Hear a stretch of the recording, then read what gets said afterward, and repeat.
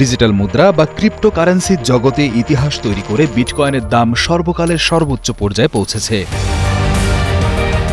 ৫ October রবিবার বিশ্বের সবচেয়ে বড় এই ভার্চুয়াল মুদ্রার দাম $১,২৫,২৪৫ পৌঁছায়, যা একটি নতুন রেকর্ড।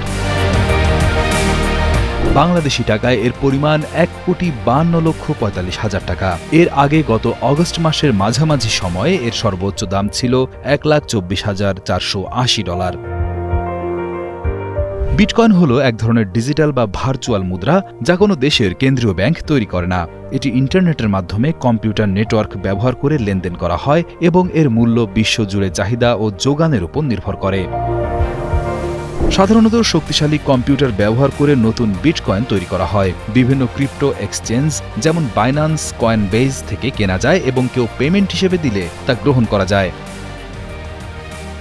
এই মুদ্রার সুবিধা হল ব্যাংক ছাড়াই লেনদেন করা যায়, আন্তর্জাতিক লেনদেন সহজ ও সীমিত সরবরাহ, তাই মুদ্রাস্ফীতি কম।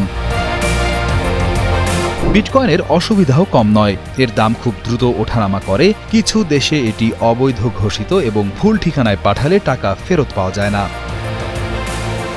বিটকয়েনের বিরুদ্ধে লড়াই করার চেয়ে নিয়ন্ত্রণ করে কাজে লাগানো ভালো বলে মনে করেন বাইন্যান্সের সিইও চ্যাংপেং ঝাও।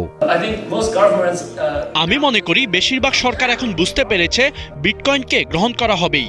এর বিরুদ্ধে লড়াই করার চেয়ে এই শিল্পকে নিয়ন্ত্রণ করাই ভালো। উল্লেখ্য, বিশ্বের বৃহত্তম ক্রিপ্টো এক্সচেঞ্জে মার্কিন অর্থ পাচার আইন লঙ্ঘনের জন্য দোষী সাব্যস্ত হওয়ার পর গত ৩০ এপ্রিল ঝাওকে ৪ মাসের কারাদণ্ড দেওয়া হয়। অর্থনীতিবিদরা বলছেন বেশ কয়েকটি কারণে বিটকয়েনের এই দাম বাড়ছে। প্রথমত, মার্কিন যুক্তরাষ্ট্রে ট্রাম্প প্রশাসনের কিছু অনুকূল নিয়মকানুন এবং বড় বড় কোম্পানি ও বিনিয়োগ সংস্থাগুলোর আগ্রহের কারণে বিটকয়েনের চাহিদা বেড়েছে। দ্বিতীয়ত, সম্প্রতি আমেরিকার শেয়ার বাজারে চাঙ্গা ভাব এবং বিটকয়েন সম্পর্কিত ফান্ডে প্রচুর পরিমাণে অর্থ বিনিয়োগও এর দাম বাড়তে সাহায্য করেছে।